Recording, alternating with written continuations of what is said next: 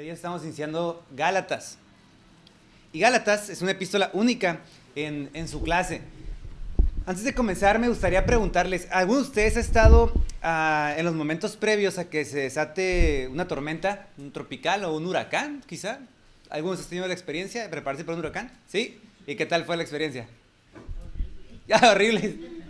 ¿Qué es peor, la expectativa o el huracán? A veces la expectativa, ¿no? El miedo de que, ¿será que va a ser muy fuerte?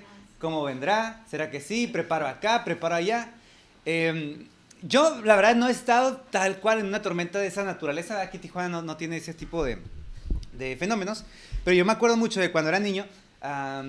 Me causaba mucha ansiedad y impresión el saber que iba a llover muy fuerte. O sea, y no para mal, sino que yo como que me emocionaba. Hay una parte de mí que le gustaba ver esas, no sé, las noticias, ¿no? De que prepara tu mochila de emergencia. Y andaba yo de 8 o 9 años metiendo en la mochila atunes y... Porque supuestamente podías como necesitarla, ¿no? Y correr los documentos importantes, algo así. Y como que se generaba mucha expectativa alrededor de la supuesta tormenta, ¿verdad? La epístola a los Gálatas es en cierta manera una tormenta. Es una epístola única en su tipo. O sea, las palabras que utiliza Pablo, la manera en que le escribe, el objetivo de la epístola. Es como, una epístola es una carta, ¿sabes? Es un sinónimo. Entonces, el objetivo de esta carta, cuando tú lo vas, poco a poco lo vamos a ir viendo, a lo largo de estas siguientes semanas, nos vamos a dar cuenta que realmente es una tormenta. Pablo está con una necesidad de comunicar algo importante. Y el principio que acabamos de leer, que son nada más 5 versículos, es muy distinto al principio de otras cartas. Mira, te voy a dar un ejemplo. Primera Tesalonicenses 1, 1 y 2. Lo voy a leer. Fíjate cómo inicia Pablo. Pablo, Silvano y Timoteo, a la iglesia de los tesalonicenses y en Dios Padre y en el Señor Jesucristo. Gracia y paz sean a ustedes, de Dios nuestro Padre y del Señor Jesucristo. Y luego dice, damos gracias y comienza, ¿verdad? Por ejemplo, aquí inicia Gálatas diferente. Dice, Pablo, apóstol, no por investidura ni mediación humana, sino por Jesucristo y por Dios Padre. O sea, ¿sí te das cuenta de la manera tan distinta en la que inician las cartas? En la otra Pablo se presenta simplemente como, soy Pablo, soy con Timoteo, les deseamos lo mejor. Pero aquí Pablo inicia diciendo, Pablo, apóstol de Jesucristo, dice, sin mediación humana ni voluntad de hombre, sino por Jesucristo y por Dios, y sigue, ¿verdad? Anda desatado Pablo.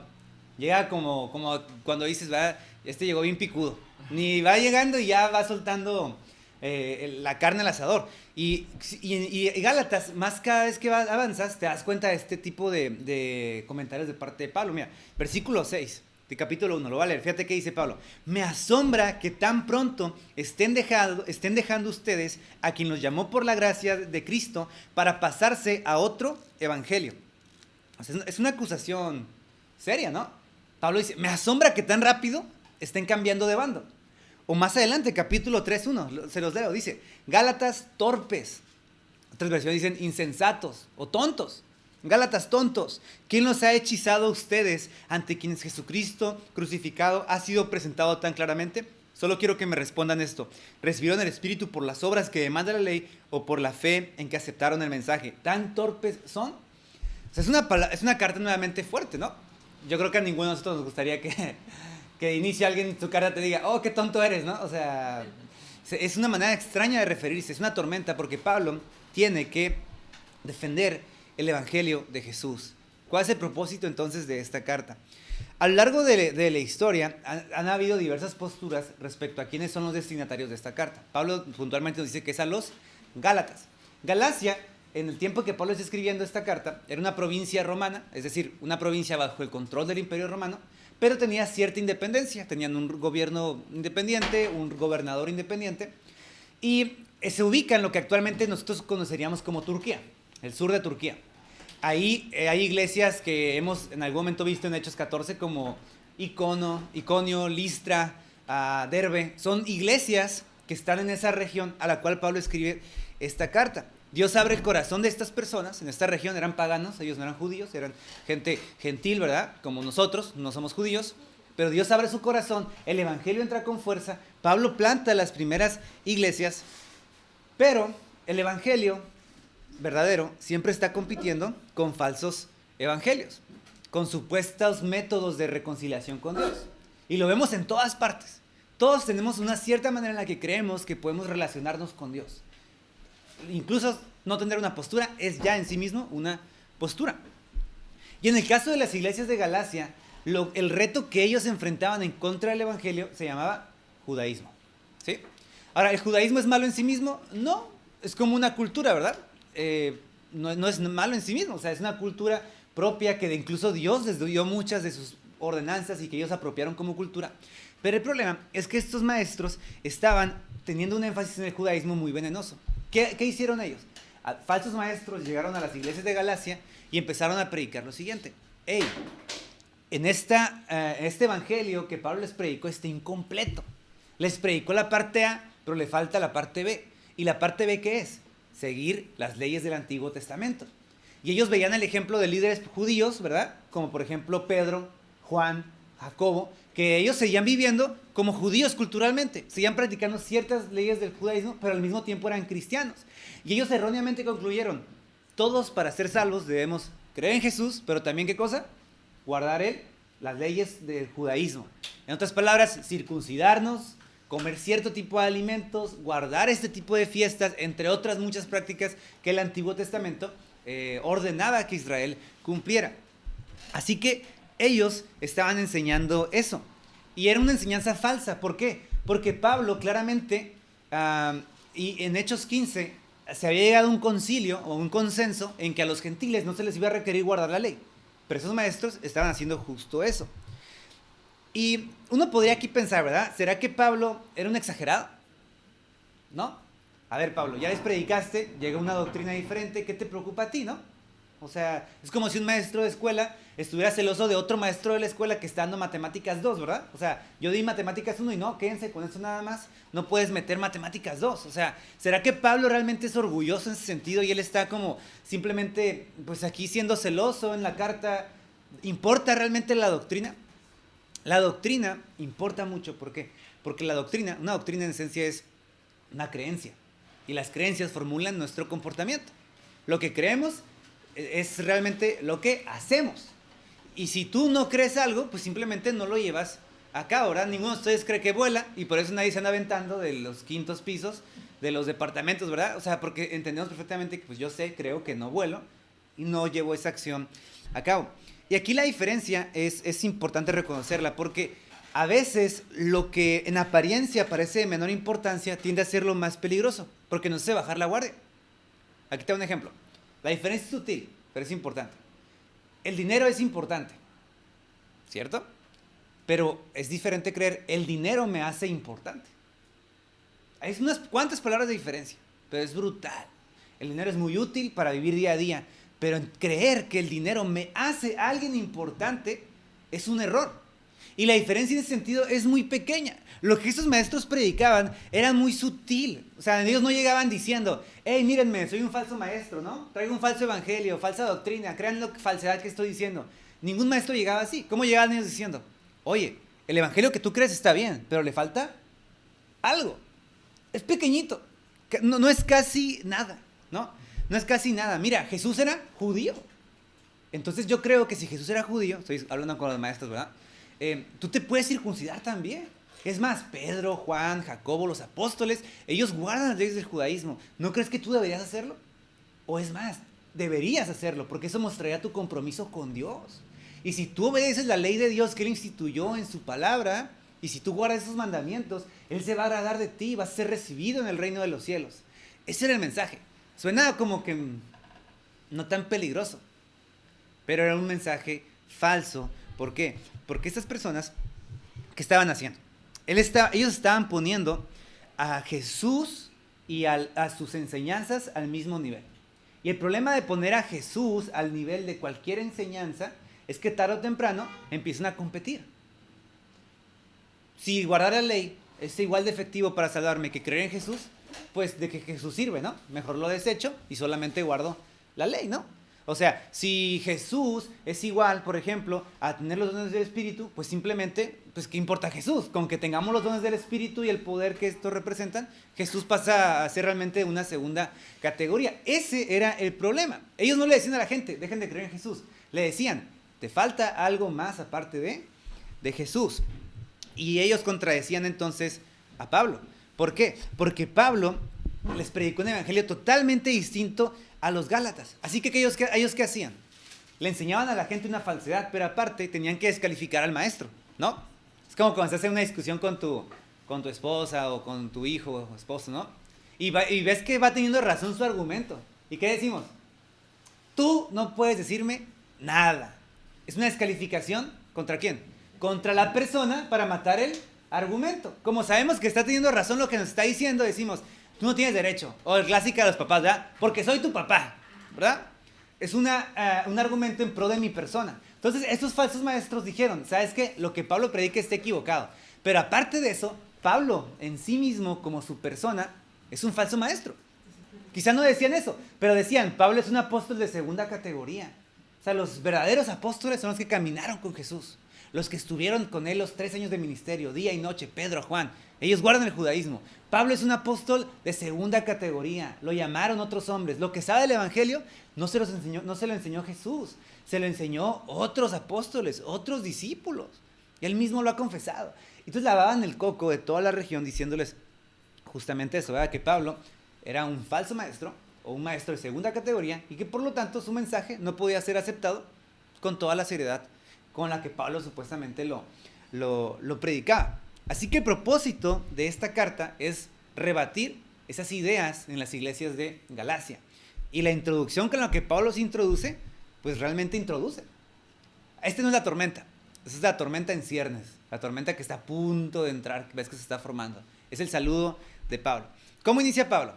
Dice, versículo número 1, Pablo, apóstol, no por investidura ni mediación humana, sino por Jesucristo y por Dios Padre que lo levantó de entre los muertos, y todos los hermanos que están conmigo a las iglesias de Galacia. Así inicia Pablo. En nuestra cultura, cuando iniciamos una carta, ¿qué ponemos? ¿Ah? Querido Juanito, ¿no? Si es tu esposa, amada esposa, ¿verdad? Amado esposo, querido amigo.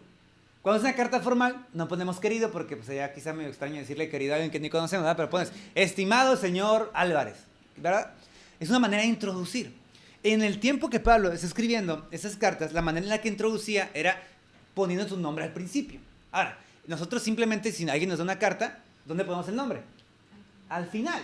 Pero puedes, si quieres saber de quién es la carta, en el sobre viene escrito regularmente, pero si no, simplemente recorres 2 páginas y ves la parte del final. Ah, ok, me lo escribió. Pues Juan, ¿verdad? Ya sé quién es. Pero imagínate, en ese tiempo era un manuscrito, un rollo, la carta, y es una carta larga de 6 capítulos. Entonces imagínate los hermanos ahí de que, bien regañados, ¿no? En capítulo 3, insensatos, y que no sé qué, y como que, oye, y por cierto, ¿quién nos está escribiendo la carta? O sea, ¿quién nos está aquí tonteando y etcétera, ¿no? O sea, entonces por eso es importante que Pablo escriba al principio. Pablo, desde el principio del manuscrito, los desenrolles, ok, es Pablo. Pero aquí está ya empezando a debatir la cuestión. Dice Pablo, apóstol. Esa palabra suena más ribombante de lo que es. La palabra apóstol significa enviado. Jesús se refirió así a sus 12 discípulos cuando los envió. Y les empezó a decir que ellos eran los apóstoles. En esencia, la palabra apóstol significa un enviado. Pero, particularmente después de la resurrección de Jesús, la palabra apóstol se relacionó con mucha autoridad. Entonces, en la iglesia de Jerusalén había apóstoles que en esencia eran los líderes principales de toda la iglesia. Y había ciertas características que tú debías cumplir para ser llamado apóstol, claramente, ¿verdad? No es como que se levantaba alguien un día y, o sea, es que como que hoy quiero ser apóstol. Mucha gente así se autonombra hoy, ¿verdad? Un día cree que por ya tener tantos años de pastor ya puede evolucionar al siguiente grado de llamarse apóstol, ¿no? Como si de un nivel jerárquico fuera, como obispo, arzobispo, algo así. Y nada que ver. En el tiempo de los apóstoles, un apóstol nada más podía ser llamado uno que cumpliera con al menos 3 condiciones. Una cosa es que hubiera estado con Jesús en su ministerio, ¿sí? Que hubiera conocido a Jesús en viva carne antes de su muerte, antes de su resurrección. Lo segundo es que hubiera, bueno, por lo tanto aprendido de él. Y lo segundo es que hubiera sido testigo de su muerte, pero también de su resurrección. Y lo tercero, obviamente, es que Dios mismo lo hubiera llamado apóstol. En Hechos 2 hay un ejemplo de cuando ellos querían llamar a un apóstol. ¿Y qué pasó? Ellos no se atrevieron a llamarlo por ellos mismos. Dijeron, Dios, tú ayúdanos a escoger a alguien. Fíjense. Y encontraron a 2 personas que cumplían estos requisitos y Dios escogió a uno de ellos. Entonces, un apóstol tenía que cumplir esas características. Pablo, aunque no había caminado con Jesús físicamente los 3 años de ministerio, sí que cumplía las otras condiciones por mucho. Él había conocido a Jesús cara a cara. Él había tenido un encuentro con Jesús. Jesús lo había llamado, lo había enseñado, lo había enviado como un apóstol a los gentiles. Y por eso Pablo tiene tanto énfasis en decir, yo no soy un apóstol enviado por hombres. O sea, no es que a mí se me juntó la iglesia, ¿verdad?, de Antioquía y dijo, ¿sabes qué? Como que tú tienes finta de apóstol, te vamos a enviar. No, fue Dios quien me llamó. Entonces Pablo está aquí defendiéndose de estas falsas acusaciones porque él realmente dice, Dios me llamó, no yo. Yo fui llamado por Jesucristo mismo en persona cuando se me reveló y después también cuando se me presentó, y por Dios Padre. No fue por hombres, no fue por autoridad humana, fue porque Dios me llamó. En otras palabras, lo que Pablo quiere decir es, hermanos, si yo les estoy predicando el evangelio, no es porque a mí se me ocurrió. Pues ¿por qué? Porque Dios me envió a predicarlo. Y continúa diciendo Pablo, yo Pablo y todos los hermanos que están conmigo. Casi como si el barrio que me respalda, ¿no? Yo y todos los que están conmigo, en esencia. Esta gente que está junto conmigo y que reconoce mi ministerio, les escribimos lo siguiente. ¿Y qué es? Un deseo. Que Dios, nuestro Padre y el Señor Jesucristo les concedan gracia y paz. Yo creo que cualquiera que hubiera leído esta carta en una iglesia de Galacia, con los primeros versículos yo hubiera empezado como a decir, oh, esta carta viene fuerte, ¿no? O sea, Pablo ya está introduciéndose bien. Pero el deseo de Pablo no es destruir. O sea, el propósito de esta tormenta no es arrancar la fe de la gente de Galacia, sino arrancar lo falso y replantear de nuevo la verdad del evangelio. Pablo dice que Dios, nuestro Padre y el Señor Jesucristo les concedan gracia y paz. O sea, el deseo genuino de Pablo es que ellos sean bendecidos por Dios, no destruir. Y por eso choca tanto, ¿verdad?, que un líder cuando predique o cuando les enseñe, parece que en lugar de quererte edificar, te quiere desarmar. Va en contra de la naturaleza del propósito de la enseñanza. Pablo dice, no, o sea, yo quiero su bien. Por eso les estoy anunciando esto. Yo quiero gracia y paz. Y esta combinación, gracia y paz, es muy constante en las cartas de Pablo. ¿Qué significa gracia? La gracia es este favor inmerecido y espontáneo de Dios en acción a favor de nosotros. Es como que Dios dice, ¿sabes qué? Yo te quiero hacer un bien. Ese bien se llama gracia, no lástima. Es gracia. Porque lástima sería como un perrito en la calle. ¿Qué ves? Ay, pobrecito, tiene hambre. Dios nos ve desde el cielo y tiene lástima en ese sentido, como si fuéramos animales. Él tiene gracia de su voluntad. O sea, no está obligado por ninguna circunstancia nuestra a darnos su gracia, pero Él libremente dice, ¿sabes qué? Quiero bendecirte, quiero darte de mi favor. Eso es la gracia. O sea, si tú pones tu fe en Dios, Él te recibe y es un refugio para ti. Eso se llama gracia. Y el deseo real de Pablo es que ellos sean recibidos con misericordia. ¿Y qué va a producir eso? Paz. Gracia y paz. Porque si Dios me ama, si Él me ha aceptado, si Él ha perdonado mis pecados, si me adopta como hijo, ¿eso produce qué? Una paz. Una paz en dos sentidos, ¿no? Una paz en el sentido de que estoy en paz ante Dios, porque ahora Él ya no me condena.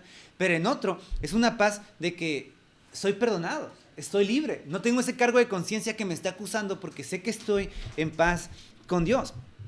Y aquí Pablo ya está, si se dan cuenta, atacando la falsa doctrina. ¿Por qué? Porque la paz que produce la ley, ¿qué es? Ninguna. Tú tener la responsabilidad de acercarte a Dios por tus fuerzas, ¿qué paz puede traer a tu vida? Ninguna. La gracia es un favor inmerecido de Dios, pero la ley es lo contrario, es el favor que te ganaste de Dios. Las personas que cumplían la ley decían lo siguiente, si yo me porto bien, Dios tiene que aceptarme. Y nosotros podemos realmente creer eso también. Si yo me porto bien, si voy a la iglesia, si hago esto o el otro, Dios me va a aceptar. O decimos, si yo hago esto y esto y esto cristiano, Dios me va a bendecir. No funciona así, eso es obras. Gracia es decir, Señor, yo no tengo nada que darte, pero tú tienes todo que darme y lo acepto porque esa es tu gracia. ¿Qué gracia y paz podría producir guardar la ley y querer alcanzar el cielo por tus obras? Ninguna.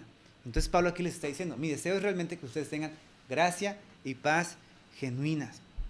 Y aquí no es una cuestión de perspectiva, ¿verdad? Como decir, no, es que ser cristiano es mejorar tu perspectiva y ser mejor persona, ¿no? Entender esto de la gracia y paz es muy importante porque es reconocer de que, ok, yo tengo una incapacidad absoluta de salvarme. No puedo salvarme por mí mismo, pero si me acerco al Señor en fe, en confianza, Él me da su gracia y su paz.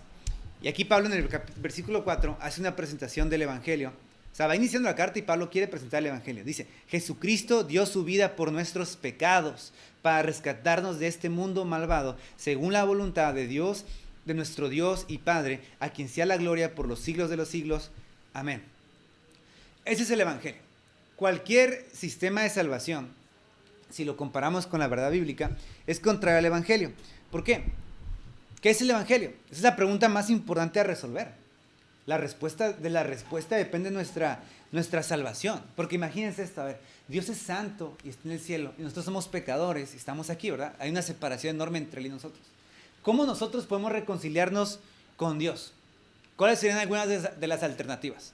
Los maestros judaizantes decían, si tú guardas la ley, ¿verdad?, y sus preceptos, tú vas a ser perfeccionado y Dios te puede aceptar. ¿No? Así funcionaba. Tú guardas la ley, cumples los preceptos de la ley judía y Dios te tiene que aceptar. Si tú eres hombre y te circuncidas, tú vas a ser más aceptado por Dios. Vas a ser recibido en la fe, como Abraham. Esa era la manera en la que ellos predicaban. Hoy en día, ¿qué maneras de salvación escuchamos a veces? ¿O qué métodos de salvación la gente, o creemos a veces nosotros mismos, respecto a cómo llegar al cielo? Ahí te va uno. El moralismo. Ya, olvídate de la ley, ¿verdad? Ya, no nos circuncidamos, no comemos ciertos alimentos, pero en el fondo llegamos a creer que portarme bien es igual a ser recibido en el cielo con Dios. Se nos dice, ¿verdad? En el cielo va a haber una balanza. ¿No escuchaba eso? Una balanza grandota.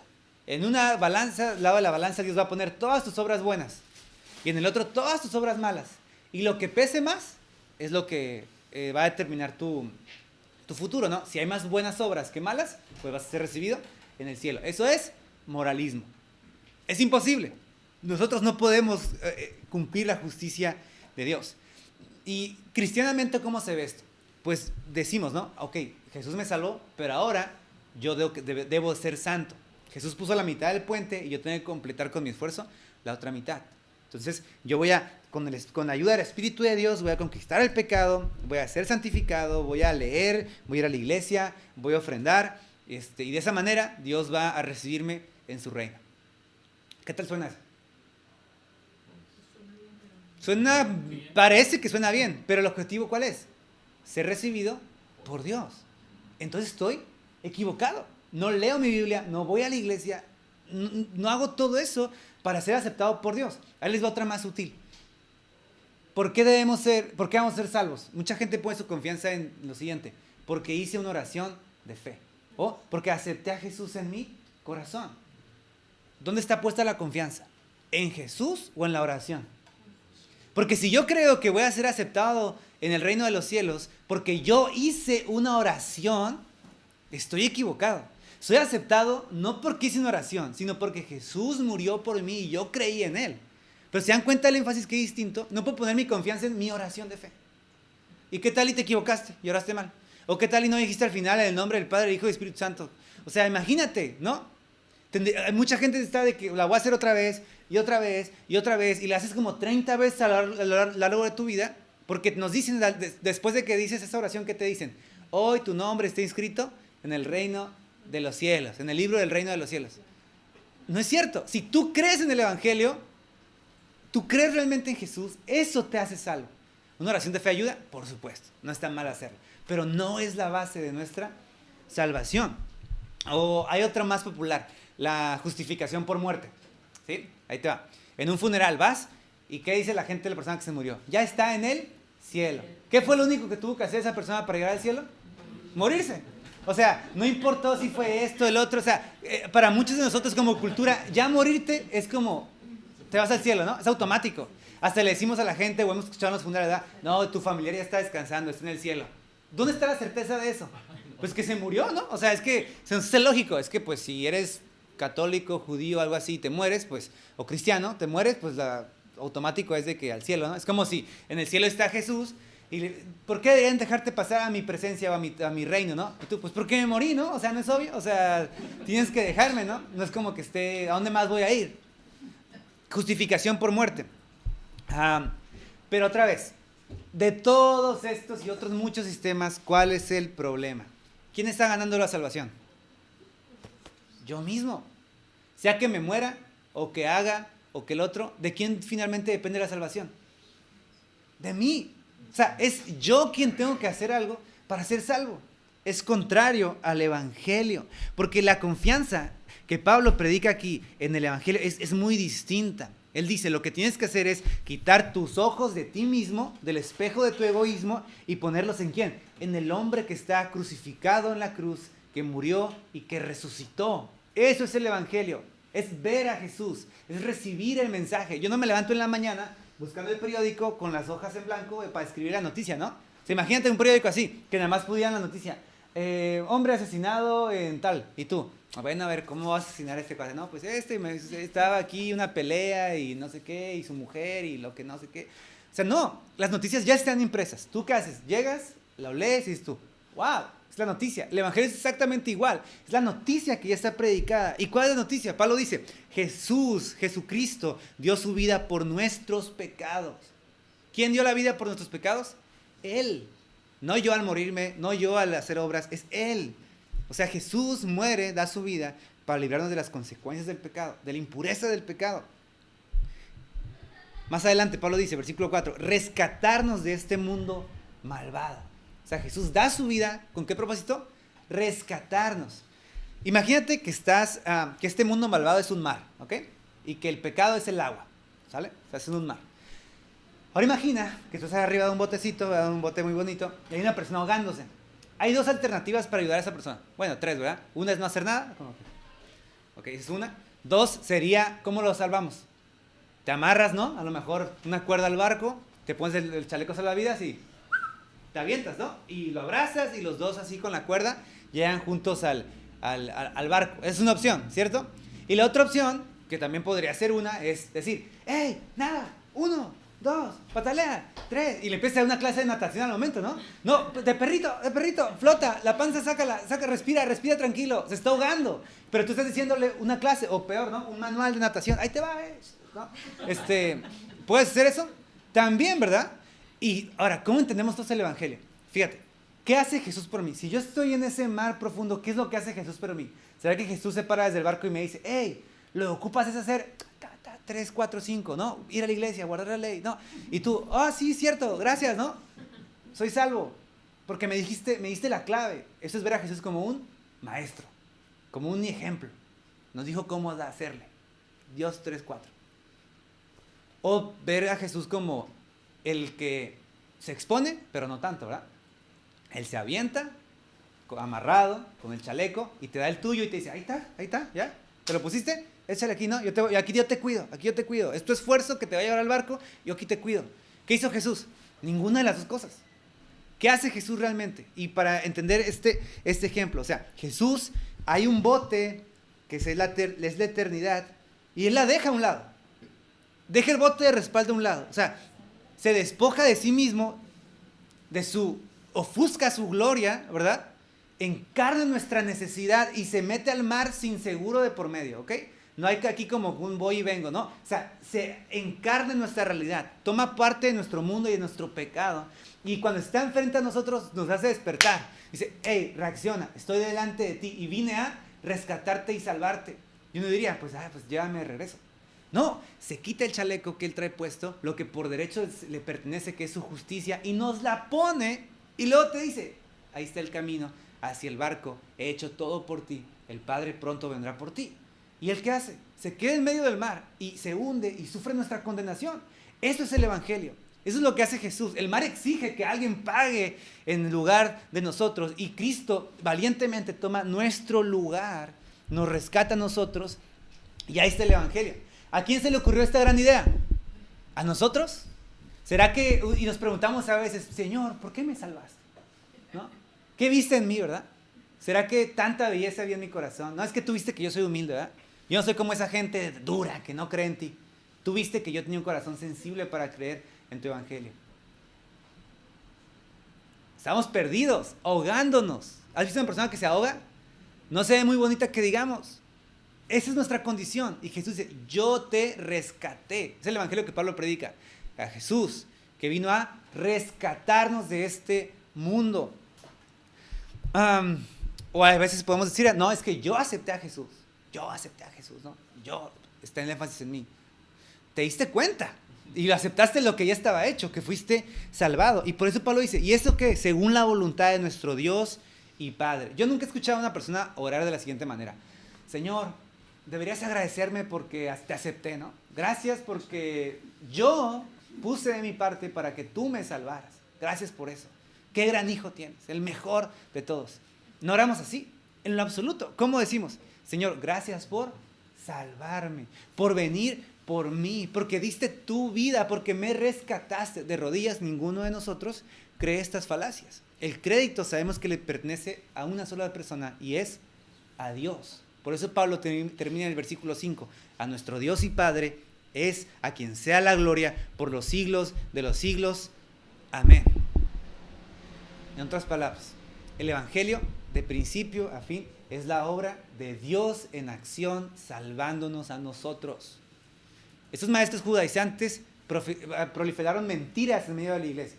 Les dijeron, ustedes tienen que cooperar, tienen que hacer esto para llegar al cielo. Pablo está diciendo, desde el principio, y no hemos iniciado el versículo 6 después de la próxima semana donde va a empezar a soltar la tormenta, ahora sí. O sea, ¿qué les está diciendo? Es ilógico, fue por la gracia de Dios, fue por su misericordia. Él te vino a rescatar y toda la gloria le pertenece a Él, no a nosotros. La pregunta importante aquí que nosotros podemos hacernos es, ¿dónde estamos poniendo nuestra confianza hoy? Es una pregunta importante, de vital importancia. ¿Dónde estás tú hoy en día poniendo tu confianza? ¿Dónde? ¿En ti? ¿En tu cristianismo? ¿En una confesión que hiciste? ¿O en Jesús y únicamente y exclusivamente en Jesús? Porque ahí es donde debe estar. Analicemos, ¿dónde está mi confianza? ¿Por qué vine a la iglesia? ¿Porque quería agradar más a Dios? ¿O porque realmente quería tener un encuentro con su palabra y que Él me hablara y yo adorarlo a Él también? ¿Cómo? ¿Por qué vine? Las respuestas a cada una de nuestras acciones cristianas van a ser realmente filtradas a través de qué creo del Evangelio. El Evangelio es la buena noticia de que fui salvado en el pasado. Es una obra consumada, hecha. Y Jesús dice que si yo creo en eso, tendré vida eterna. Si tú hoy y yo creemos en Jesús, eso nos asegura vida eterna. Así que mi pregunta es, ¿estamos tú y yo poniendo exclusiva y únicamente nuestra confianza en Jesús o hay algo más? A lo mejor dices, yo la tengo en Jesús, pero analicemos más a fondo. ¿Hay algo que en ocasiones compite con Jesús? No siempre, pero que a veces, ¿no? Mi trabajo es en ocasiones algo tan importante que tiendo a poner mi confianza en su provisión de mi trabajo más que en la provisión de Dios. Es realmente mi salud donde estoy poniendo yo mi confianza, ¿no? Mientras no esté enfermo, Dios es el mejor. Y si estoy enfermo, ¿por qué a mí? ¿Ah? ¿Dónde está mi confianza? ¿En mi salud o en Dios? Y la vida, como creyentes, nos va a llevar de una u otra manera aquí y a otro lugar para decirnos dónde está puesta tu confianza. Platicaba el otro día con alguien y le contaba, ¿verdad? Que yo sentía que estaba batallando con un pecado en mi vida. Y le dije, ¿sabes qué? Esta área de mi vida siento que no la puedo dominar, ¿no? Y yo me explayé y mis sentimientos y todo. Y el punto es que llega a la siguiente pregunta y me dice, ¿por qué quieres dejar de pecar? Y me agarró un poquito en curva, ¿no? Es una persona con la que tenía la oportunidad de abrirme. ¿Y por qué quieres dejar de pecar? O sea, ¿por qué específicamente quieres dejar ese pecado? Y analizando mi corazón, pude entender que realmente lo que quería quizá era sentirme mejor conmigo mismo. ¿Sí? Sentir que era santo. Sentir que no le estaba fallando a Dios. ¿Pero por qué? Porque de una u otra manera eso me hacía estar más tranquilo de mi salvación. O realmente quería dejar de pecar porque yo quería agradar a Dios. Porque Él se lo merece y porque Él murió por mí para librarme de este pecado. La respuesta es pequeñita, ligeramente diferente, pero es importantísima. Así que, ¿qué les parece si oramos? Y que tú y yo en tu corazón hoy le digamos a Dios, mira Dios, estas son mis cartas. Así está mi vida. Este es mi pecado y estos son mis intentos de reconciliarme contigo. Aquí están todos. Esta vez que hice esto y esta vez que intenté solucionarlo. Esta vez que cometí este pecado y que hasta la fecha estoy tratando de expiarlo, portándome bien, siendo honesto. No vivas en esclavitud. Porque eso es el peor error que podemos cometer. Vivir en una esclavitud que nos aferre una y otra vez a lo mismo, al pasado, al pecado. Suéltalo. Suelta tu pecado, suelta lo que te esté jalando hacia atrás y pon tu confianza entera en Jesús. Pero yo te pido que en esta oración que vayamos a hacer, tú le presentes a Dios tu situación. Dile, Señor, tú conoces mi corazón y sabes exactamente qué es lo que siento respecto a ese tema. O si no sabes ni qué sientes, dile, Señor, tú examina mi corazón y muéstrame en dónde está puesta mi confianza. Y después de hacer eso, ora conmigo para que es el evangelio así, tal cual, puro como es, abre tu corazón y que entre a tu vida y que llegue hasta lo último y te dé un descanso de que Jesús te ha salvado.